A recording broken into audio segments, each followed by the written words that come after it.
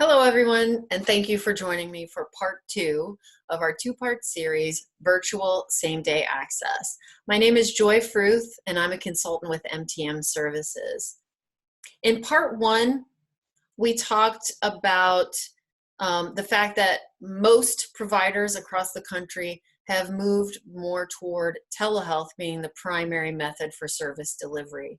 And so many providers are struggling with how to serve brand new clients using that telehealth platform. So here in part two, we'll talk about how to build your virtual same-day access. But first, I want to make sure we're on the same page about what we're talking about. So virtual same-day access would look like this. Clients would call and inquire about services. We would start with a screening call, ruling out crisis, confirming that the client's need matches a service that we offer, find out what insurance they have, and then confirm what technology they have available to them. Do they have a smartphone? Do they have a computer? Do they have internet access? Can they conduct their behavioral health assessment with us via telehealth? If we confirm that they do have that technology, then we would end the phone call by giving them our virtual access hours. In other words, the hours they're invited to log in, and give them the login details or arrange to send that through email. The phone call would take about 5 to 6 minutes. And then we wouldn't do anything else with that client until they log in during our virtual same-day access hours. Once the client logs in, they enter our virtual waiting room. There may be a number of minutes where where they must wait. Hopefully they're greeted by something to indicate they're in the right place. The first of our staff members that they would likely interact with would be our administrative support staff, who would walk them through any necessary consent forms, releases of information, and then get them started on a data gathering, completing things like health questionnaires or any screening tools.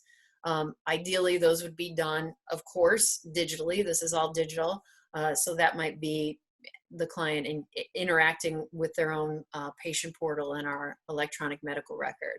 Once that pre-session is complete, now the client is ready for the assessment. And that's when the clinician would come to that virtual waiting room and begin the assessment with the client. Now, in this case, the client is in their own home. The clinician could be in our office or at home, either way. The platform allows that. So that's what we're talking about. Now, how do you build it? There are 5 basic steps. First, select your platform, so important. Everything rests on this.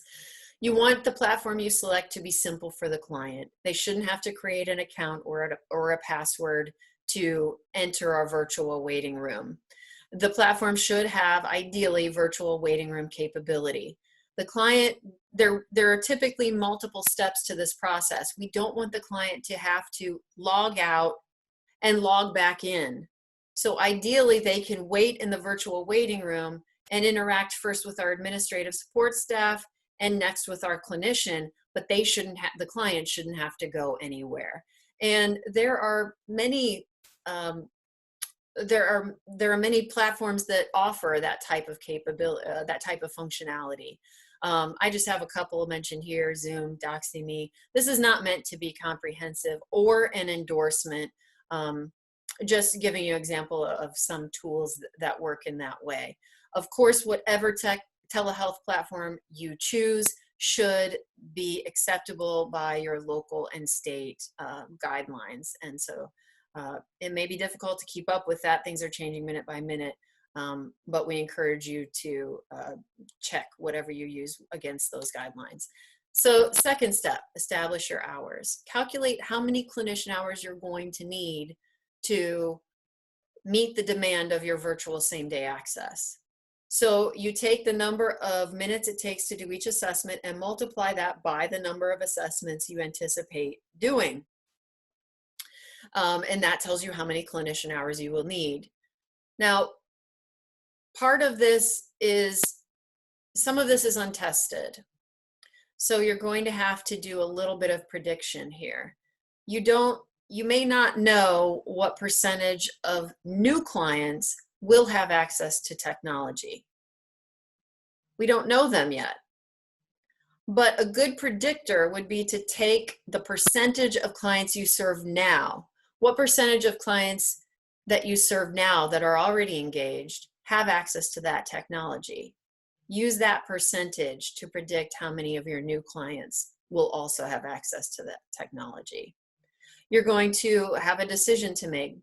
If you're a provider that's only using telehealth, then it will be all virtual access. But if you're a provider who's also allowing clients in person, which, as long as safety for clients and staff can be maintained, we recommend, because again, not every client has access to this type of technology. But if you need to decide if you want to offer only virtual access, virtual and walk-in access, do you offer those concurrently or do you offer them at different times? It might be a good idea for your support staff if they were able to focus either on clients in person or clients online. So for that reason, it might be a good idea to split your times and not offer those two concurrently. Next, you want to choreograph it. What will the throughput look like? What are the different steps that clients will go through, and in what order? As part of your choreography, you're going to need to script that initial phone call, adding screening questions about access to technology, and if you offer in-person access, screening questions about active symptoms. You're going to need to determine how will clients complete necessary paperwork. How will they sign consents? How will they sign the release forms? Will you use something like DocuSign, which is a pretty simple tool that where you could email the forms to the client, and in that email, without needing to create an account or a password, they can sign those documents. So maybe use a tool like that. Maybe you're able to do that with current functionality in your patient portal. Maybe your paperwork needs to be uploaded to your website where clients can download it, print it, sign it, and scan it back to you. Obviously, that's a multi-step process, so the simpler, the better. But we have to determine how clients will sign those forms. As part of your choreography, you want to test those virtual handoffs. So with the client sitting in the virtual waiting room and interacting with different staff members, how will those handoffs work? Can it be done smoothly for the client? And another decision to make is who will schedule the next session. So at the conclusion of the assessment, we want our clients to leave with a scheduled appointment for service.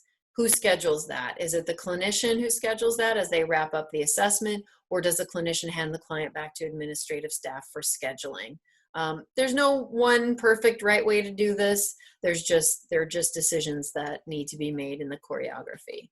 Next, you want to test everything. Step 4, test it all. Perform a complete run through to ensure that the technology works as you intend it, and that it is as streamlined, as simple as it can be for the client. And once you've tested it, and it works as you want it to, then you're basically ready to go. The first step being to clear your clinicians' schedules for the hours that you expect them to be available for virtual access, and then initiate your new phone script. So this is new territory for a lot of us. It takes courage to try something new. And so we commend all of you who are willing to innovate during this crisis. It is a crisis, but it does provide us a great opportunity to expand our services, to expand our access. We don't know how long this physical distancing is going to be expected of us. So we might find that reliance on telehealth might be, yes, a short-term solution, but it might also be, in the long term, a new way that we provide more of our services. And I personally think that if we are able to build virtual same-day access and we are able to maintain it, we can provide even better access than we provided for our clients before. So I encourage you to innovate. I hope that you will all stay safe. And I encourage you also to utilize the resources available on our website at www.mtmservices.org. Through our website, you can also contact us if we might, for a planning meeting, if there's something that we or our team of consultants can do to help you. So again, I hope you all stay safe, and I thank you for joining me today.